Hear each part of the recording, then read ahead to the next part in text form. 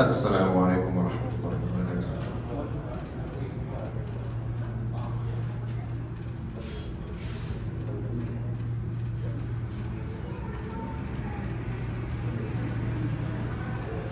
الله أكبر الله أكبر الله أكبر الله أكبر أشهد أن لا إله إلا الله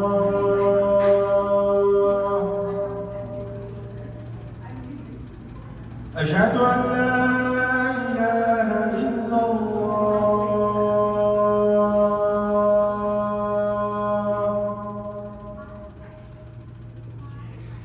أشهد أن محمدًا رسول الله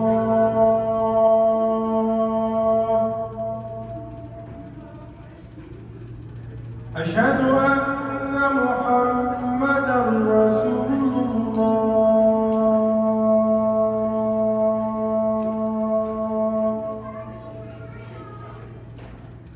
حي على الصلاة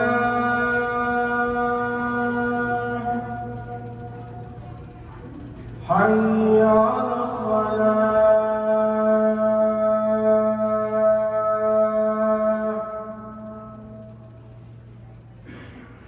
حي على الفلاح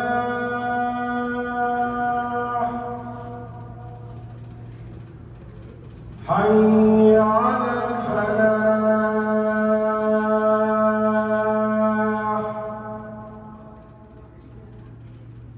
الله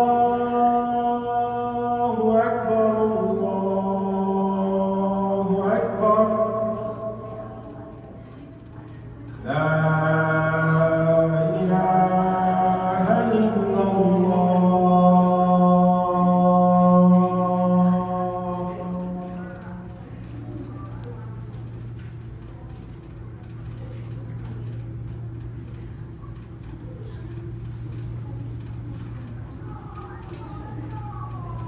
إن الحمد لله نحمده ونستعينه ونستغفره ونعوذ بالله من شرور أنفسنا ومن سيئات أعمالنا ما يهد الله فلا مضل له وما يضلله فلا هادي له وأشهد أن لا إله إلا الله وحده لا شريك له وأشهد أن محمدًا عبده ورسوله فقد قال الله تعالى في كتابه العزيز بعد أعوذ بالله من الشيطان الرجيم لقد جاءكم رسول من أنفسكم عزيز عليه ما عنتم حريص عليكم بالمؤمنين رؤوف رحيم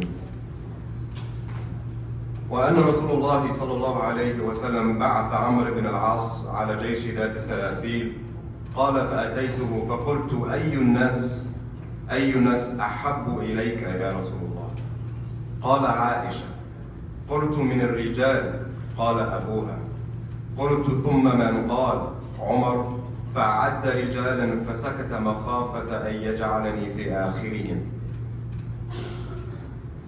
Today's khutbah is all about something called prophetic emotional intelligence.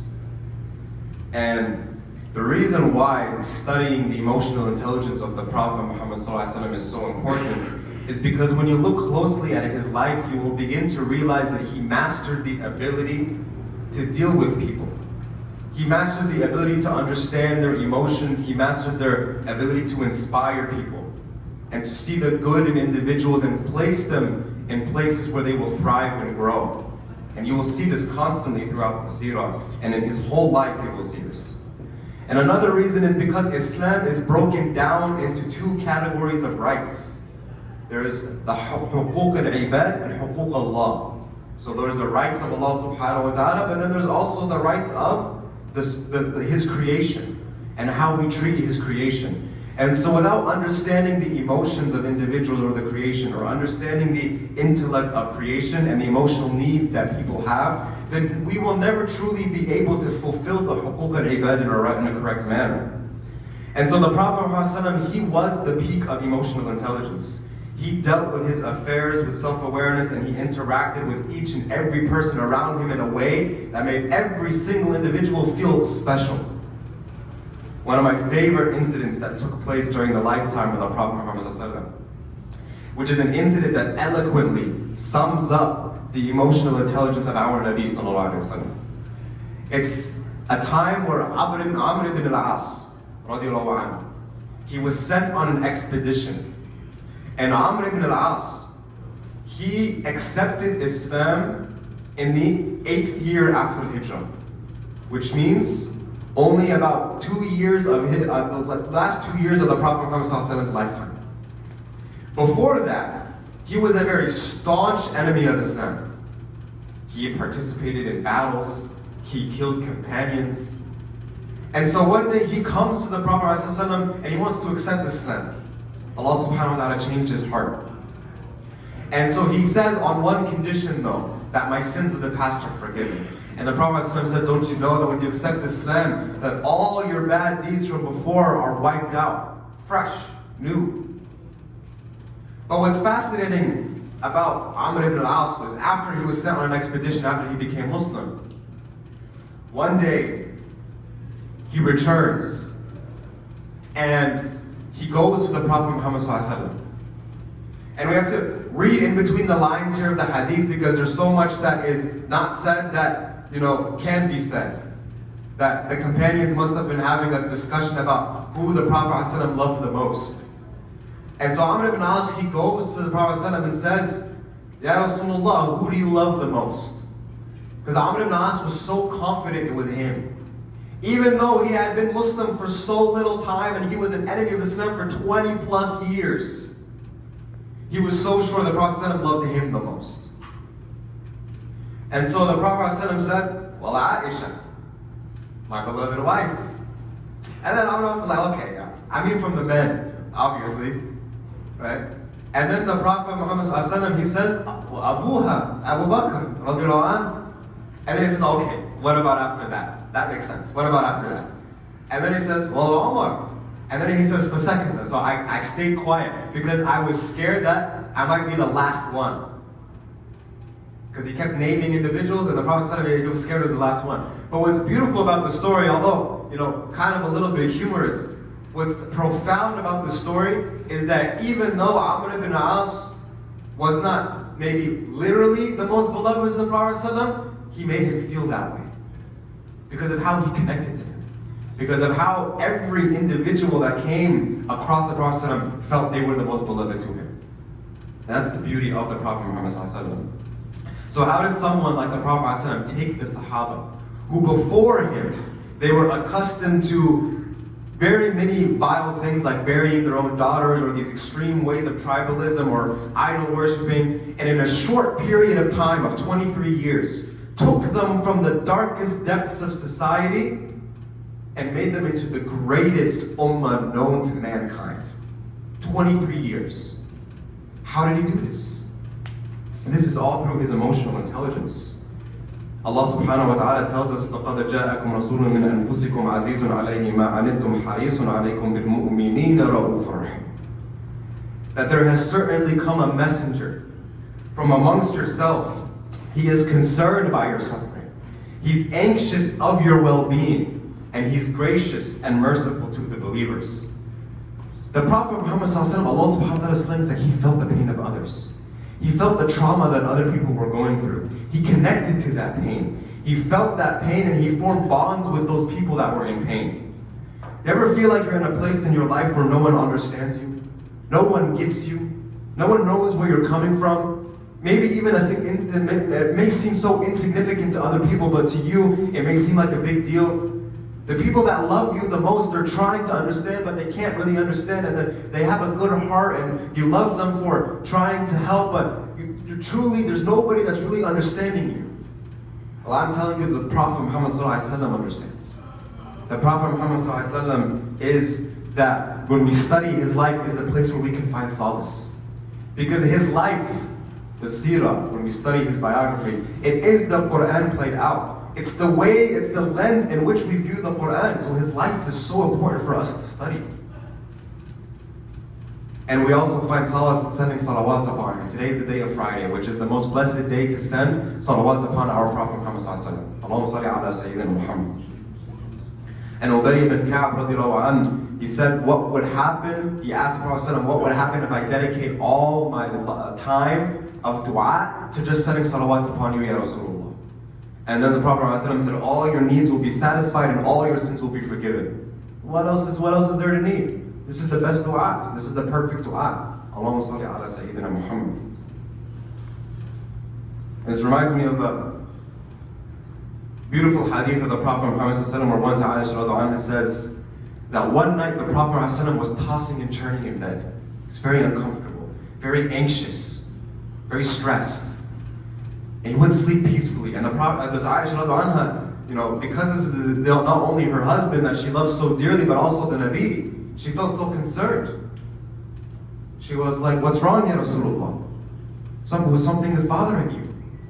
And the Prophet Muhammad ﷺ, he said, yes, there were prisoners from a recent war. And what he said is that I'm worried. I'm worried that I may have tied them up too tightly and they're in pain. And I hope they're okay. Like, come on. Does that not blow your mind? Just moments earlier, these same individuals were trying to chop your head off. They were trying to kill you. They were trying to get rid of the deen completely. And now you're worried that their handcuffs are a little too tight. Or the ropes are a little too tight and that they're uncomfortable. Look at the compassion the Prophet ﷺ not only had towards believers, to everybody. Unlike us, we may reserve our compassion for certain individuals that we feel like deserves it. But the Prophet Muhammad ﷺ, he showed compassion to everybody. So, if you are not someone who took the life of the Prophet Muhammad ﷺ seriously, then focus, at least for now, on the emotional intelligence of the Prophet ﷺ, how he dealt with people. Because when you study this aspect of the seerah, you will begin to realize two things. Two things will happen. Number one, you will undoubtedly grow to love the Prophet Muhammad ﷺ more. When you study his emotional intelligence, when you realize his ability to cause change in society, his ability to create this renaissance of learning and cultivate civilization of great people, and it all began with his ability to understand and connect with other people's emotions and feelings. And you will begin, if you're honest, to look at yourself and ask the question, am I living up to the sunnah of the Prophet Muhammad ﷺ? Many times we talk about the message of the Prophet ﷺ, al-Islam, the message, the hadith, the fiqh, the aqidah, the tafsir. We talk about the message, but do we study the messenger? How he gave the message. The reason why it's so important is because the way he shared the message is the way we should also share the message with people. And I don't mean just like our business colleagues and our friends and non-Muslims that are walking around outside, but I mean actually in our own homes. Our family members, our spouses, our children, our parents, our brothers and sisters. How do we talk about Islam to them? Because that's where dawah begins. Dawah begins in the home. When you have a strong family unit, a strong family structure, then the deen will become unbreakable. And the moment that family structure breaks apart, then the deen can crumble apart as well. So the family structure is the most important. And in this khutbah, I can only give the tip of the iceberg. This is such a deep topic, and there's so much underneath the water. And there is this understanding amongst the scholars, like the likes of Imam al-Ghazali and Qadi al-Baioumy and Qadi Iyad and others, where there's a phrase that they would you all commonly say, أن النبي صلى الله عليه وسلم كان عاقل الناس, that the Prophet ﷺ is the most intelligent of Allah subhanahu wa ta'ala's creation. What does it mean to be the most intelligent? What does this mean? This statement should make us think. How do we view intelligence today versus how do the scholars view intelligence in the past? Because if you go to a local Starbucks, and do this if you want, go to a local Starbucks, ask around, who do you think is the smartest person in the world? Who do you think is the most intelligent?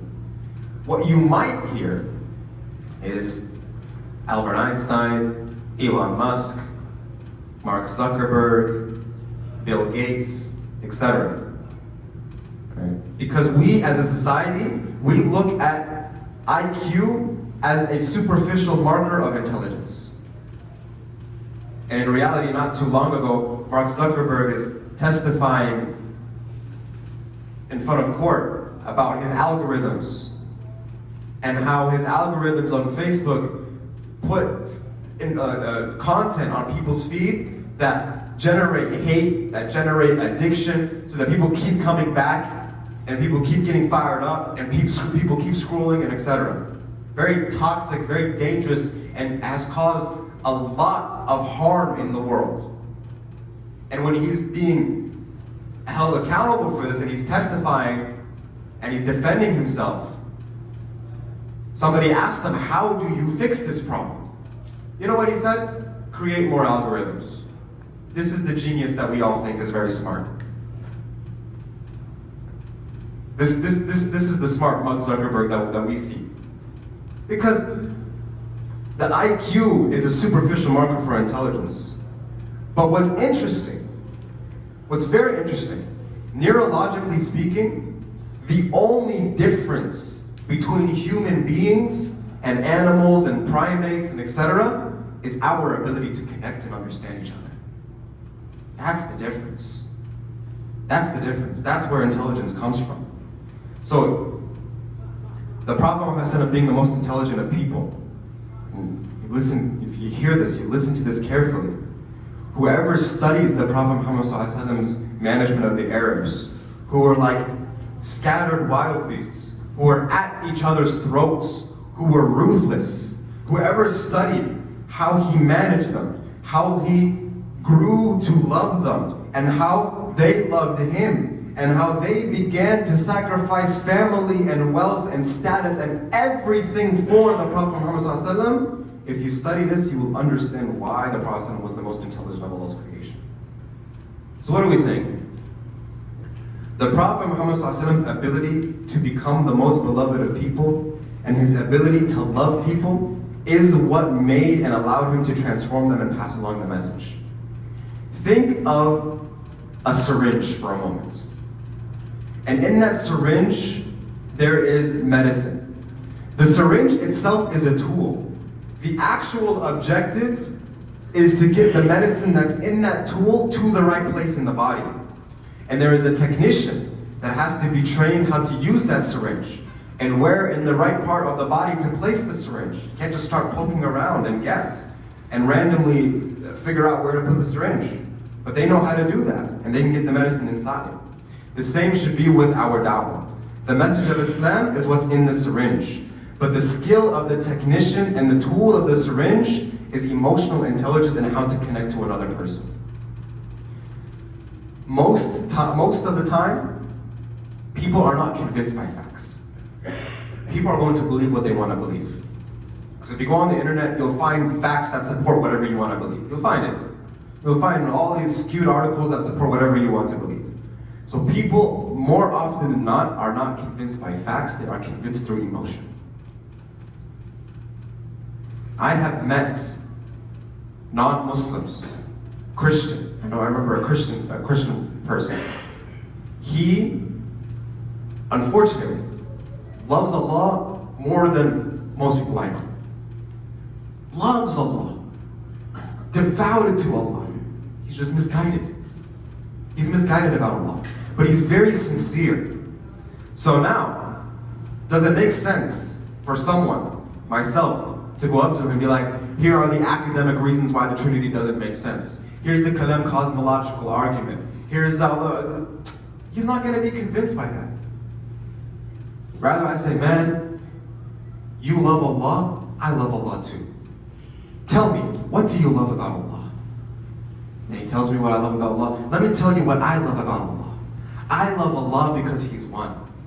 I love Allah because there's no intermediary that I need to get to Allah. And now he's like, oh, interesting. And you see the difference here. When we appeal to each other's emotions, when we appeal to each other's understanding, we can get so much further with each other. And it's probably one of the most epic moments of the seerah, where the Prophet Muhammad ﷺ, he asks the companions in Hajjat al-Wada', he says, Hal balaghtum? Have I passed on this message? Have you received this message? Because the Prophet ﷺ, he was no mailman who just dropped off a letter and that was it. No. He taught the message. He purified people. He taught people how to use the Quran as a guideline. He was the example of the Quran. And so much more. And so rather, he wanted an actual signature.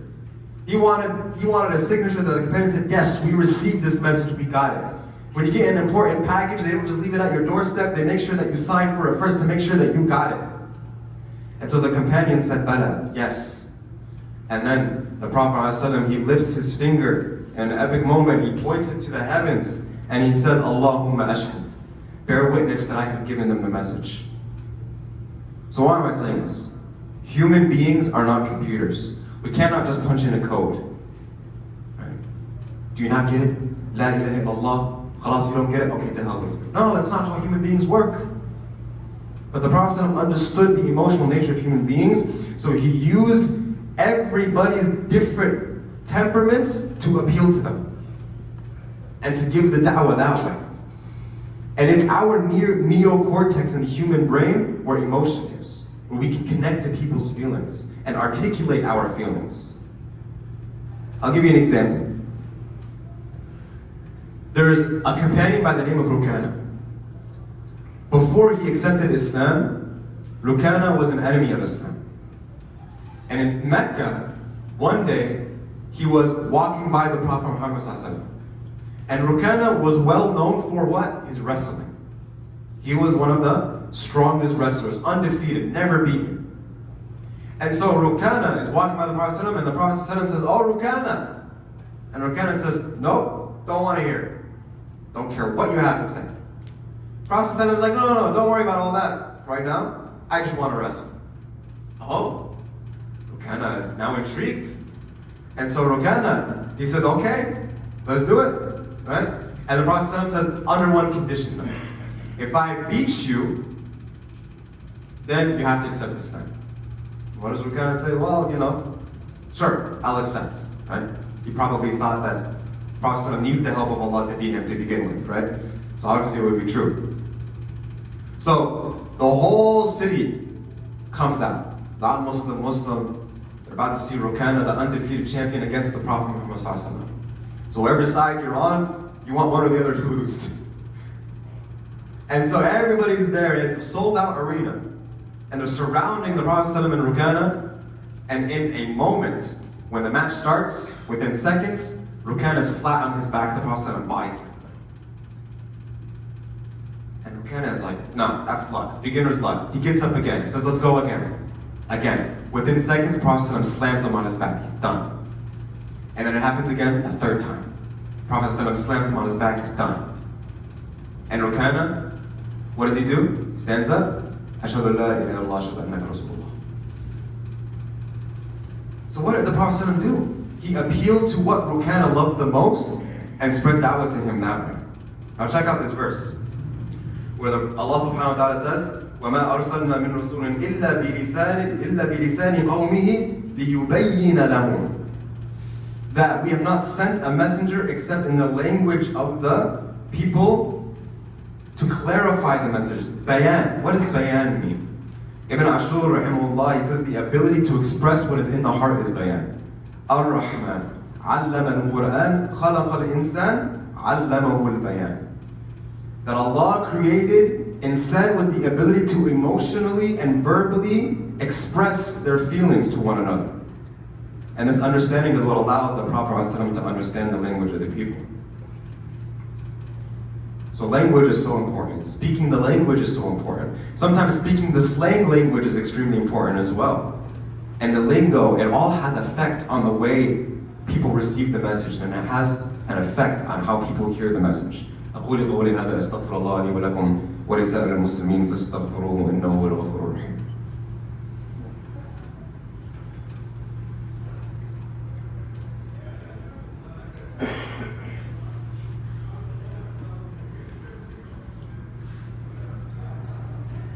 بسم الله والحمد لله والصلاة والسلام على رسول الله وعلى آله وصحبه وسلم.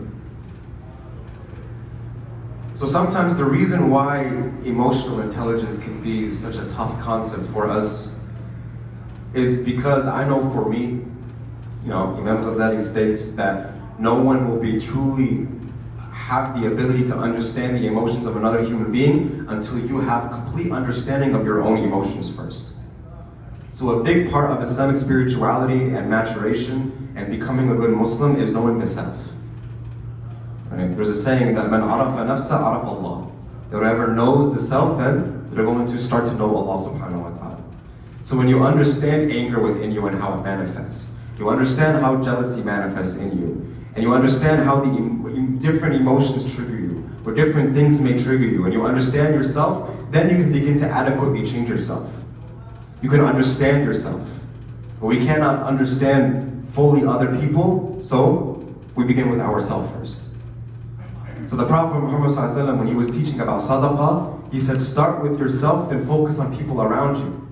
Same thing when it comes to emotional understanding. You can't expect to connect to your daughter or your son or your husband or your mother until we actually connect with ourselves first. Another saying where they say, if you can't name it, you can't tame it. Right? So until you truly understand the ideology within you, we won't be able to control it. Until I truly know how anger manifests within me, I won't be able to control my anger. And so sometimes, one of the best ways to get to know yourself is to seclude yourself. To be alone. We're so scared to be alone with ourselves that when we are alone, what do? We pull out our phone so that we're no longer alone. We're so scared to be within our own thoughts. We're scared to reflect lest we realize that we're on a wrong path.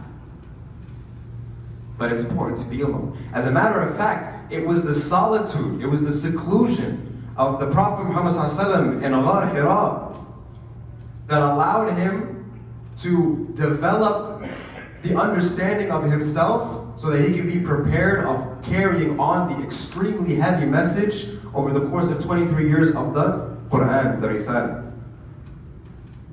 And so I'll conclude with this. Homework, inshallah, for all of us. For the next week, take some time and whoever you are interacting with, whether it be your spouse, your mother, your father, your husband, your son, your daughter, your friend, take some time and listen to what they have to say before you respond. And I mean listen. I don't mean hear what they have to say, but at the same time you're thinking about all the things you have to do, and all the groceries you have to get, and all the people you have to call, and etc., etc., etc. Listen fully. Don't even think about what you're going to respond to. For some reason, we feel so awkward that when somebody stops talking, we have to talk right away. No, I promise you, a pause is okay. A pause is fine. No one's going to feel awkward because of a small pause. The psychologists and therapists, when they're taught to listen, they're taught to listen fully first and then think about what you're going to say after.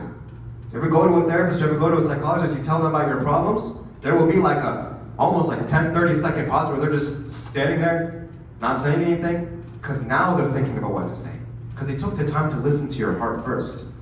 So one day, final story, where a man came and complained to the Prophet ﷺ, a father, and he says that,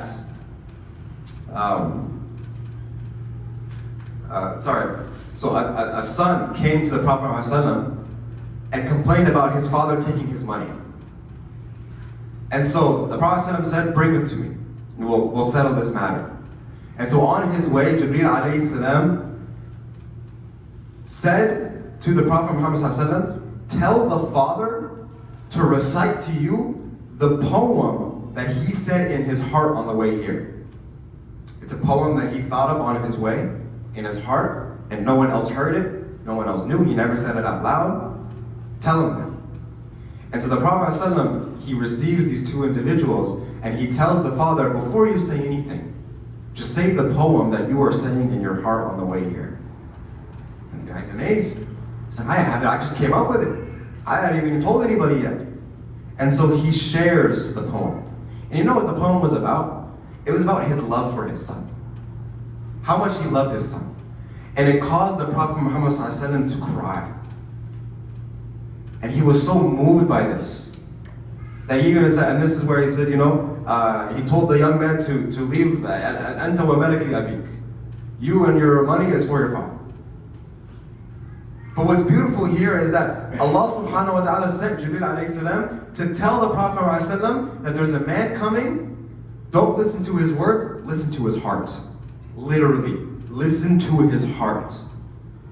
And you will understand. You will understand his emotions. And inshallah, if we begin to listen to the hearts of the people around us, that is where our reform begins. So today's topic was all about emotional intelligence. And to be honest, I did this topic injustice. It's a very deep, rich topic.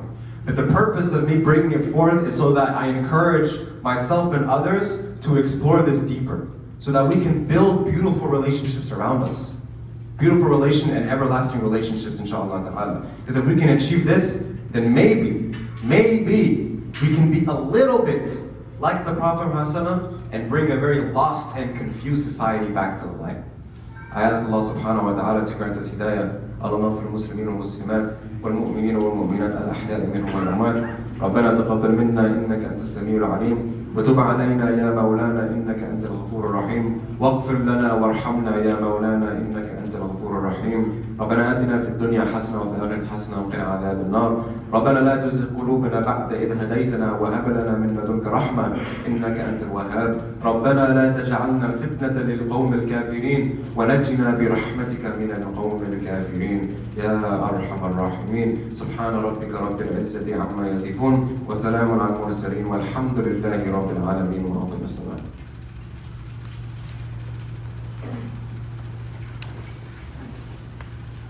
الله أكبر الله أكبر. أشهد أن لا إله إلا الله. أشهد أن محمدا رسول الله. حي على الصلاة حي على الفلاح قد قامت الصلاة قد قامت الصلاة. الله أكبر الله أكبر. لا إله إلا الله.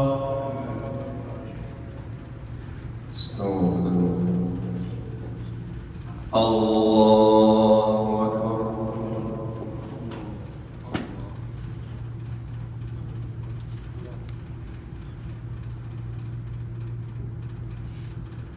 الحمد لله رب العالمين الرحمن الرحيم مالك يوم الدين إياك نعبد وإياك نستعين اهدنا الصراط المستقيم صراط الذين أنعمت عليهم غير المغضوب عليهم ولا الضالين.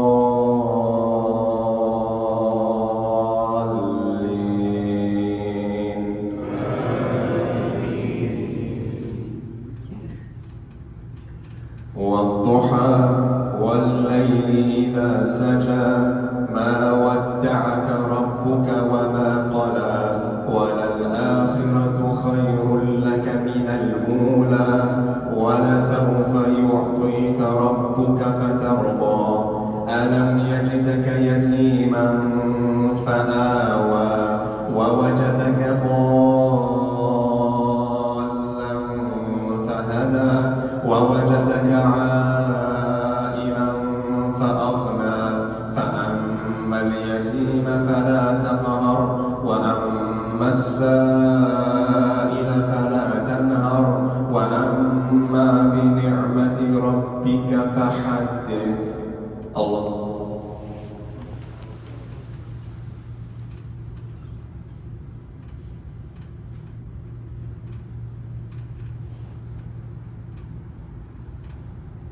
سمع الله لمن حمده.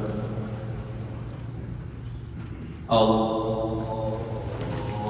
أكبر.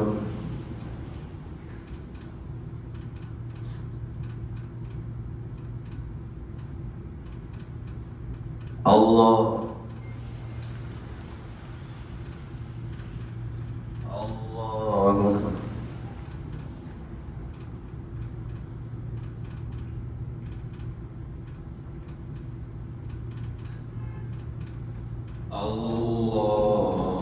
أكبر. الحمد لله رب العالمين الرحمن الرحيم مالك يوم الدين إياك نعبد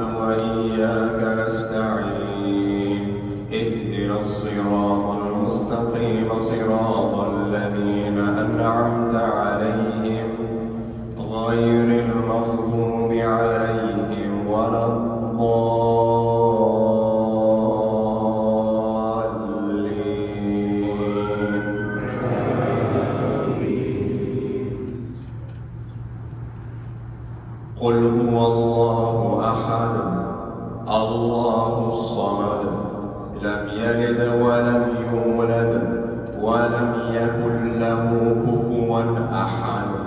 الله أكبر.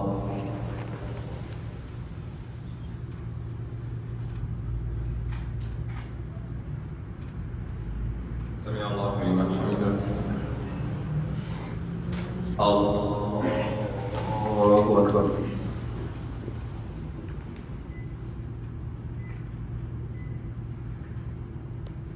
الله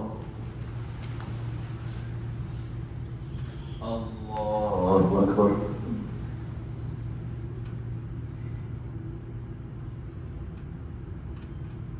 الله.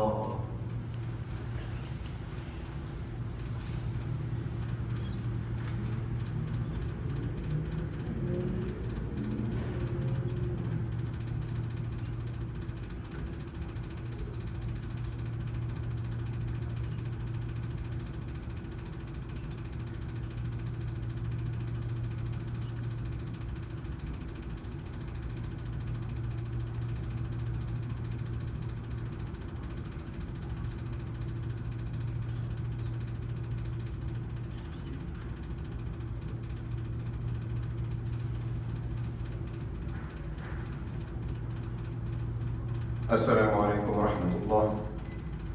السلام عليكم ورحمة الله.